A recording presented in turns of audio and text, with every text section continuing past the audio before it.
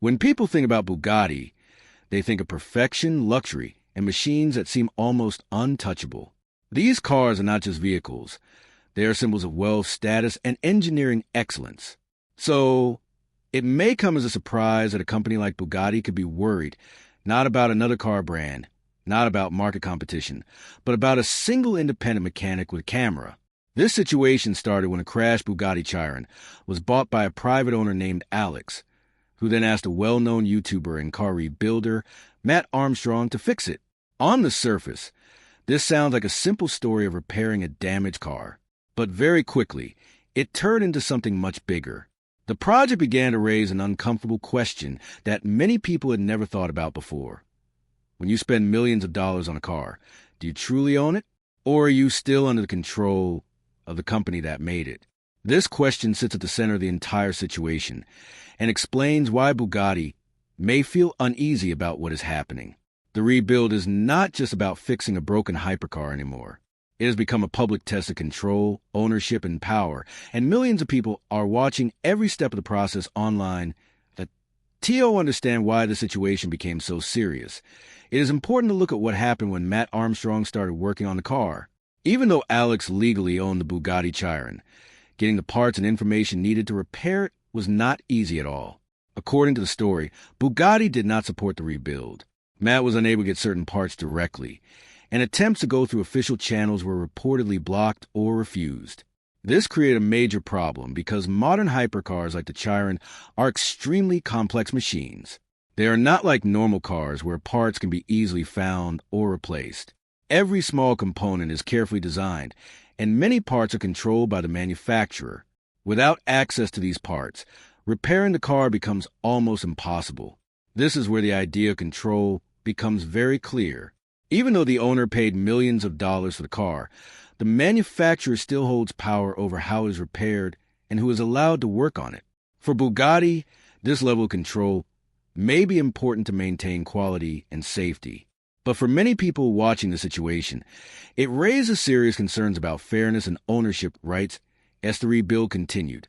Something unexpected happened that changed everything. Mat Armstrong began sharing the entire process on YouTube, where he already had a large audience. Every challenge, every missing part, and every difficulty was recorded and shown to millions of viewers. This turned a private repair job into a public story. People were no longer just watching a car being fixed. They were watching a conflict between an independent creator and a powerful luxury brand. The more problems Mat faced, the more attention the project received. Viewers became interested not only in whether the car could be repaired, but also in why it was so difficult in the first place. This level of transparency is very powerful. It allows people to see what is usually hidden behind the scenes. In the past, situations like this might have stayed private, but now, with social media and online platforms, everything can be shared instantly with a global audience. This shift in power is important because it gives individuals a voice that can challenge even the biggest companies. For Bugatti, this kind of public attention can be uncomfortable because it brings their business practices into the spotlight. Another important part of this story is how it changes the way people think about luxury products. Brands like Bugatti rely heavily on image, mystery, and the idea that their products are special and different from anything else. Part of their value comes from this sense of exclusivity. However, when someone like Mat Armstrong takes apart a Bugatti Chiron and shows every detail on camera, that mystery starts to fade. People begin to see what is inside the car, how it is built, and what makes it so expensive. While the engineering is still impressive, the process becomes more understandable and less magical. This can change how people view the brand. If customers start to feel that the product is not as mysterious or unique as they believed, it could affect the brand's image over time. At the same time, viewers may begin to question the pricing, especially when they see the cost of individual parts or repairs. This does not mean the car is not valuable, but it does mean that the reasons behind that value are being examined more closely than before. The situation also connects to a much larger issue known as the right to repair. This is the idea that people should be able to fix and modify the things they own without being restricted by the manufacturer. This debate has been growing in many industries, including electronics, farming equipment, and now high-end cars.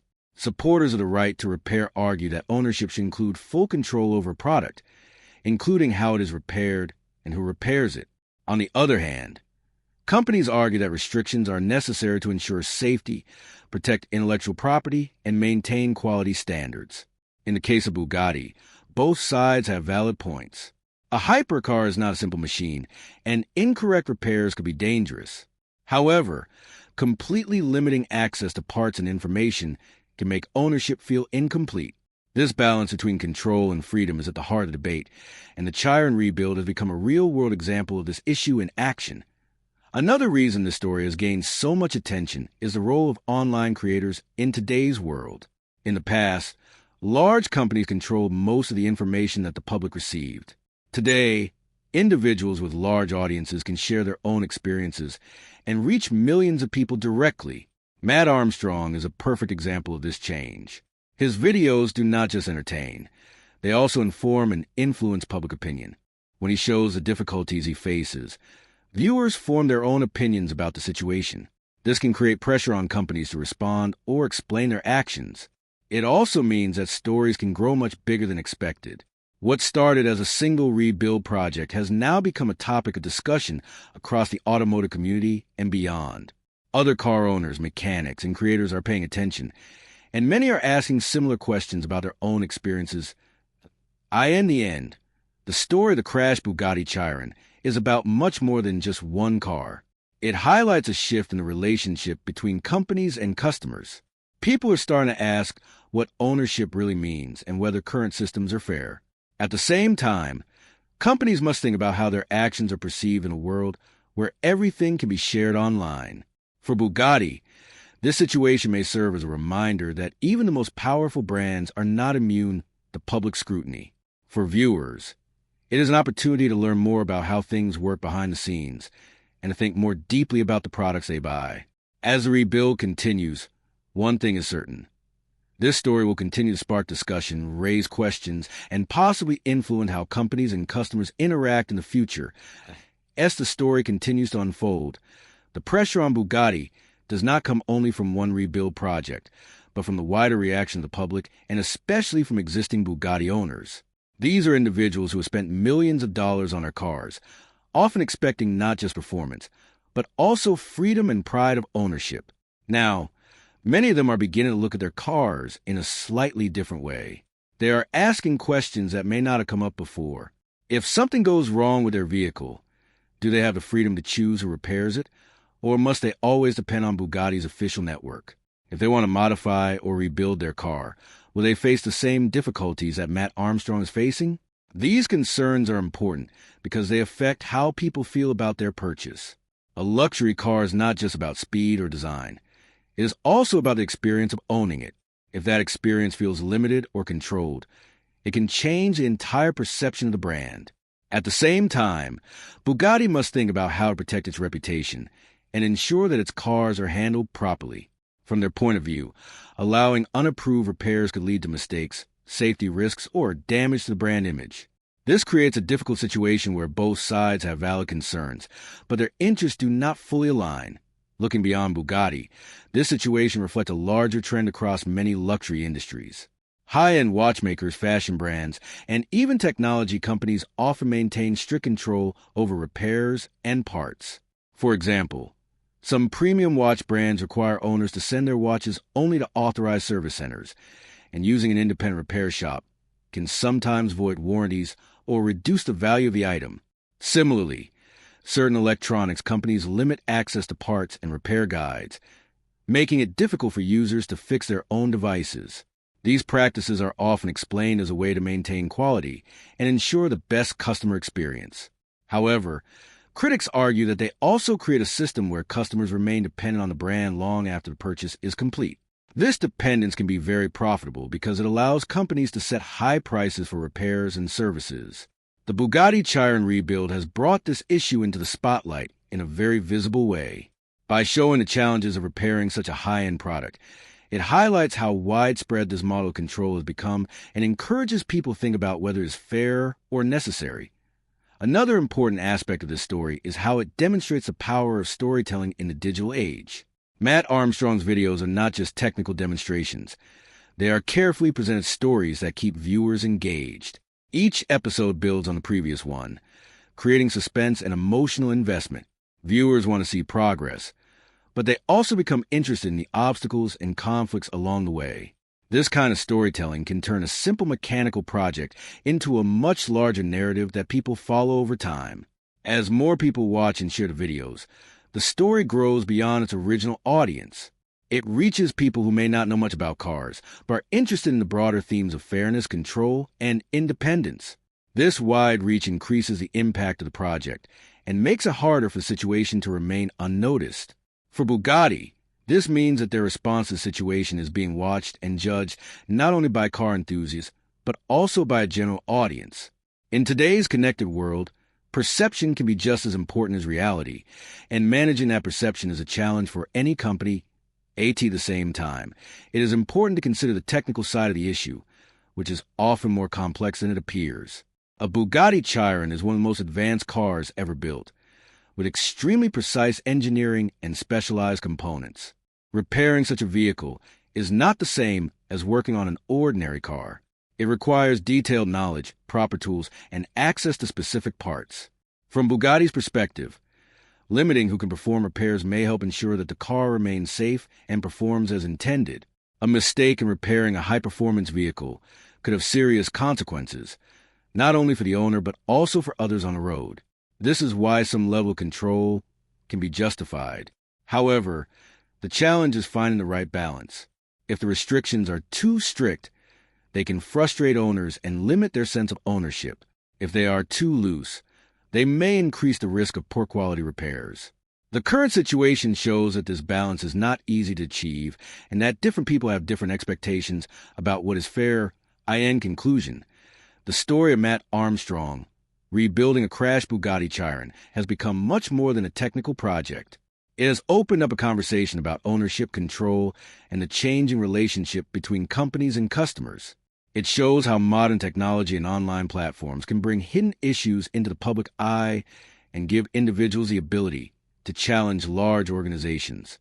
At the same time, it highlights the difficulties that companies face in protecting their products and maintaining their standards.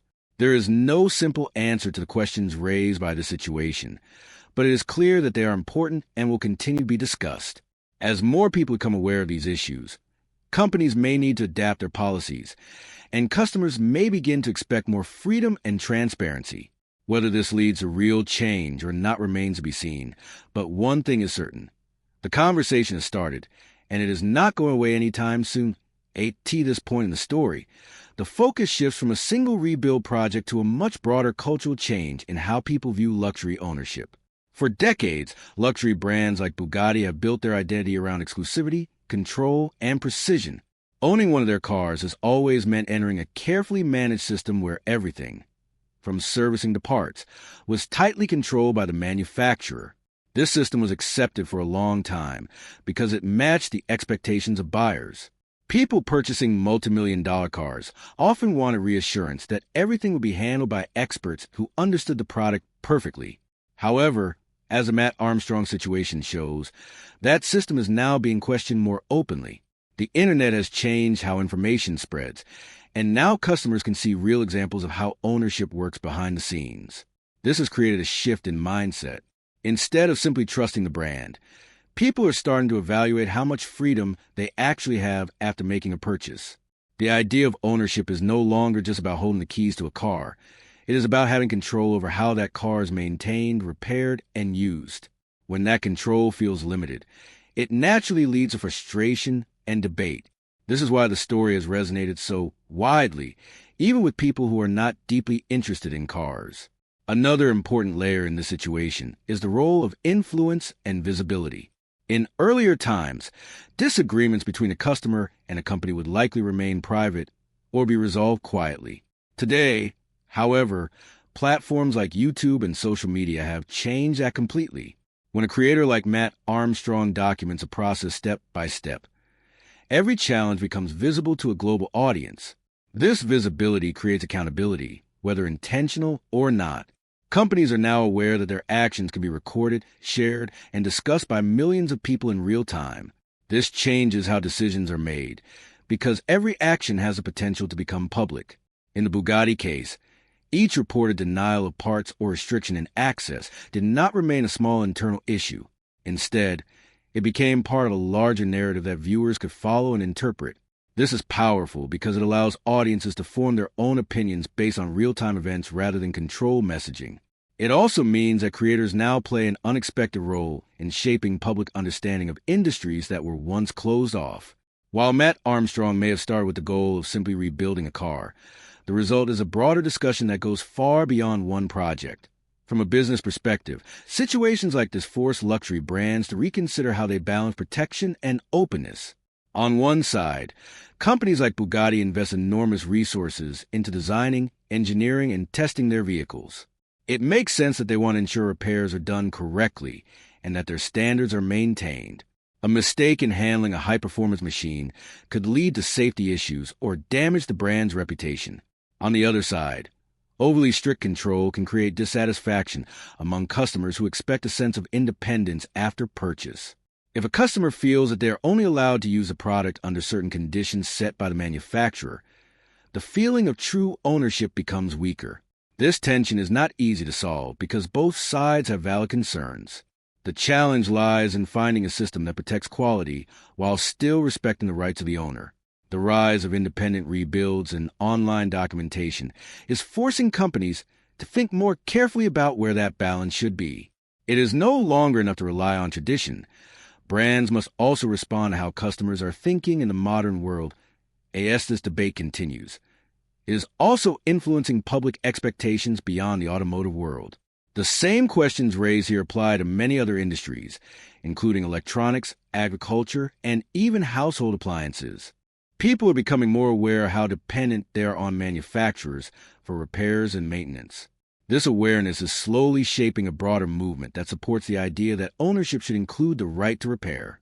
While not every product is as complex as a Bugatti Chiron, the principle remains similar. If someone buys something,